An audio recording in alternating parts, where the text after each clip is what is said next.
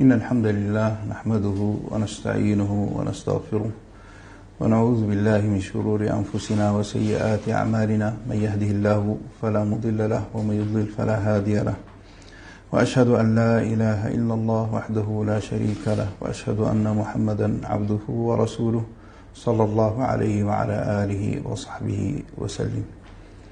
هذا هو المجلس الرابع في شرحنا على توحيد الأنبياء والمرسلين ومخالفته لتوحيد الملاحدة والمعطلين. والشرح كما بينا آنفا هو شرح للشيخ عبد الرحمن بن ناصر آل سعدي المسمى بالحق الواضح المبين. وتكلمنا في المجلس السابق في قول الشيخ الإسلام ابن القيم: توحيدهم نوعان، قولي وفعلي، كلا نوعيه ذو برهان.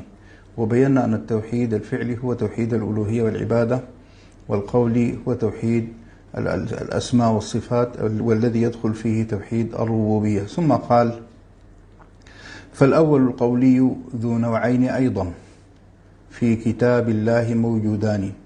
بدأ يفصل في التوحيد القولي وهو توحيد الأسماء والصفات. قال القولي ينقسم لقسمين، والأدلة على ذلك موجودة في الكتاب الكريم، القرآن الكريم. فالأول القولي ذو نوعين أيضا في كتاب الله موجودان، إحداهما سلب وذا نوعان أيضا. السلب للقسم الأول، وطبعا القسم الثاني هو الإثبات. وسيأتي كما بينا آنفا قول المصنف: هذا ومن توحيدهم إثبات أوصاف الكمال لربنا الرحمن. فهنا قال إحداهما سلب، وبدأ يفصل في السلب. إحداهما سلب وذا نوعان أيضا، فيه حقا فيه مذكوران. وبدأ يعني يفصل في السلب. قال: سلب النقائص والعيوب جميعها عنه هما نوعان معقولان. ده بالنسبة للسلب نفسه. بدأ يقسم يعني السلب لأقسام، فقال: سلب لمتصل ومنفصل هما نوعان معروفان. أما الثاني السلب ذاته منقسم لمتصل وسلب لمنفصل. قال: هما نوعان معروفان. أما الثاني اللي هو السلب لمنفصل، ومن أمثلته سلب الشريك والظهير والشفيع بدون إذن الله عز وجل، والزوج والزوجة والولد والكفو. ولذلك قال يوضح هذا النوع من أنواع السلب: سلب الشريك مع الظهير مع الشفيع بدون إذن الخالق الديان، وكذاك سلب الزوج والولد الذي نسبوا إليه عابد الصلبان، وكذاك نفي الكفو أيضا والولي لنا سوى الرحمن ذي الغفران. قال السعدي رحمه الله: يعني أن ما ينزه الله عنه من النقص نوعان: سلب لمتصل وضابطه نفي ما يناقض ما وصف به نفسه أو وصفه به رسوله من كل ما يضاد الصفات الكاملة. ده السلب لمتصل. ضابطه تعريفه أن ينفع عن الله عز وجل كل ما يناقض ما وصف به نفسه أو وصفه به رسوله.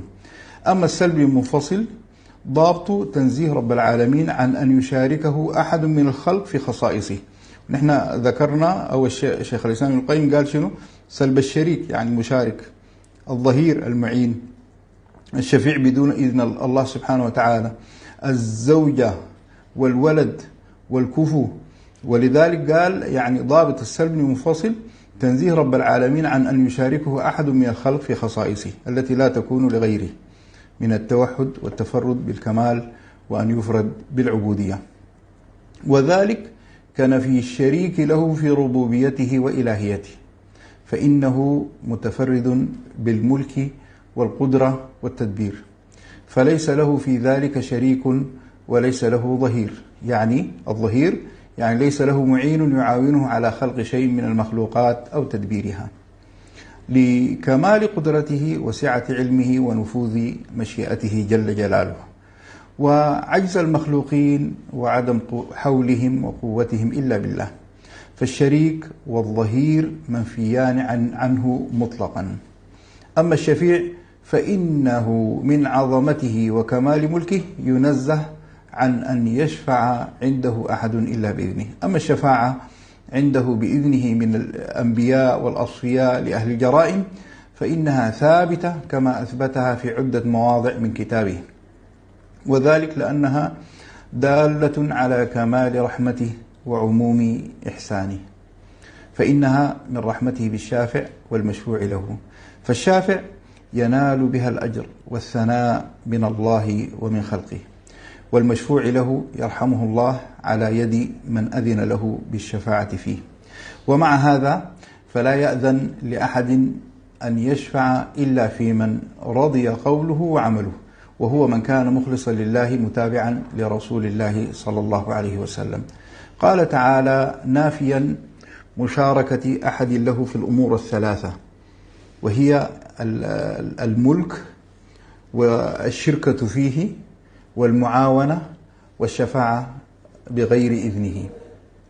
قال تعالى قل ادعوا الذين زعمتم من دون الله لا يملكون مثقال ذرة في السماوات ولا في الأرض. هذا شنو؟ يعني لا يشاركون الله في ملكه، لا يملكون مثقال ذرة في السماوات ولا في الأرض وما لهم فيهما من شرك. كذلك نفي المشاركة في الملك. وما له منهم من ظهير، وكذلك نفي لشنو؟ المعاونة، ليس له ظهير يعني معين. ولا تنفع الشفاعة عنده إلا لمن أذن له، هذه هي الرابعة الشفاعة. فإذا هنا يعني الله سبحانه وتعالى نفى مشاركة أحد في هذه الأمور: الملك والشركة فيه والمعاونة والشفاعة بغير إذنه. قال السعدي فقطع بهذه الآية كل سبب يتوسل به المشركون لدعوة غيره، وبين أن من كان بهذا الوصف لا ملك له بوجه من الوجوه، ولا شركة في الملك، ولا معاونة ومظاهرة فيه، وليس له شفاعة بدون إذن الله، لا يستحق من العبادة مثقال ذرة. وكذلك مما ويدخل في السلب لمنفصل مما ينزه الله عنه اتخاذ الزوجة والولد الذي نسبه إليه عباد الصلبان، حيث قالوا إن المسيح ابن الله. وكذلك عباد الأوثان إذ قالوا الملائكة بنات الله، فكذب الله كل من زعم أن له زوجة أو ولدا، فقال تعالى قل هو الله أحد الله الصمد لم يلد ولم يولد ولم يكن له كفوا أحد. وقال تعالى ما اتخذ الله من ولد وما كان معه من إله.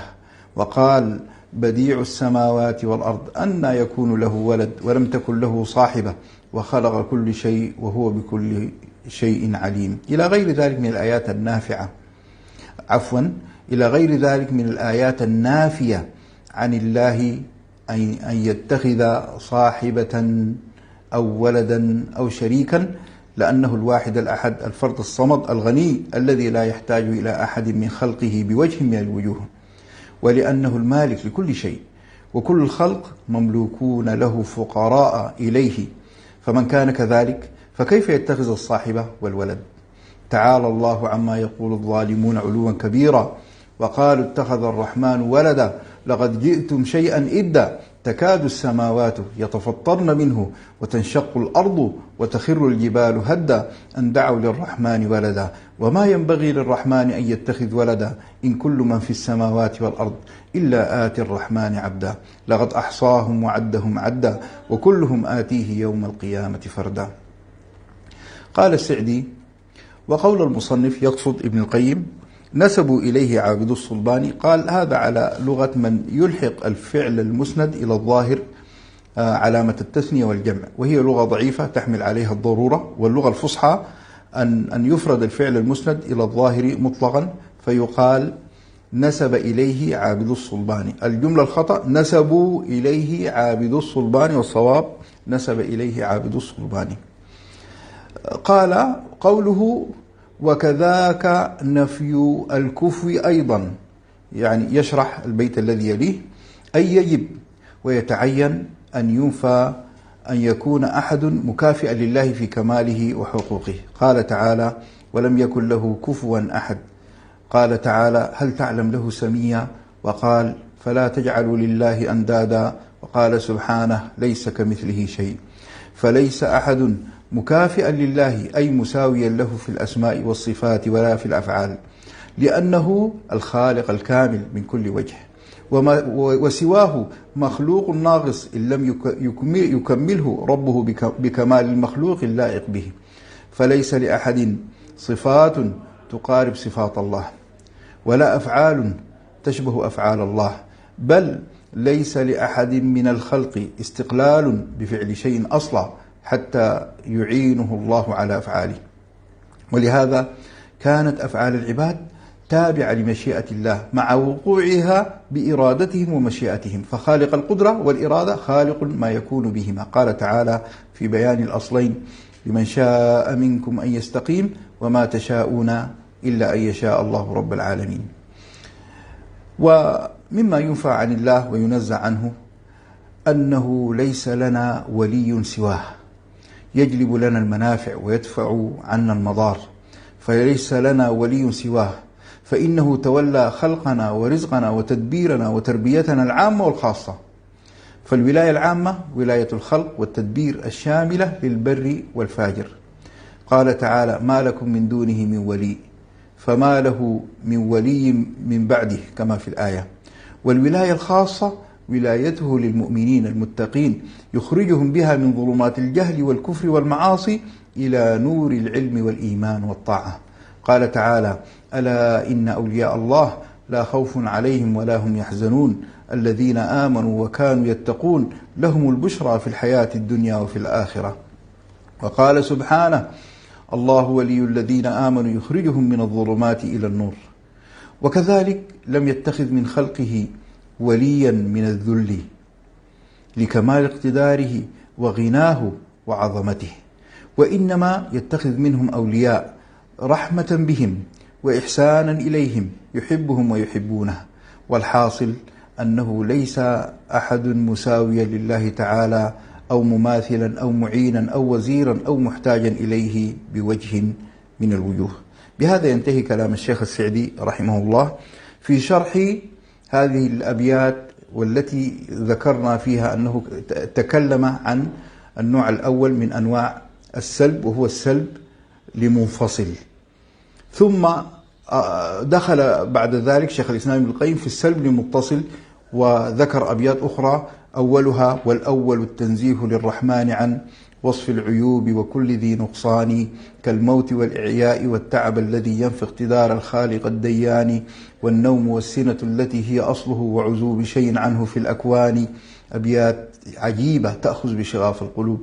وكذلك العبث الذي تنفيه حكمته وحمد الله ذي الإتقان، وكذاك ترك الخلق إهمالا سدى لا يبعثون إلى معاد ثاني، كلا ولا أمر ولا نهي عليهم من إله قادر ديان.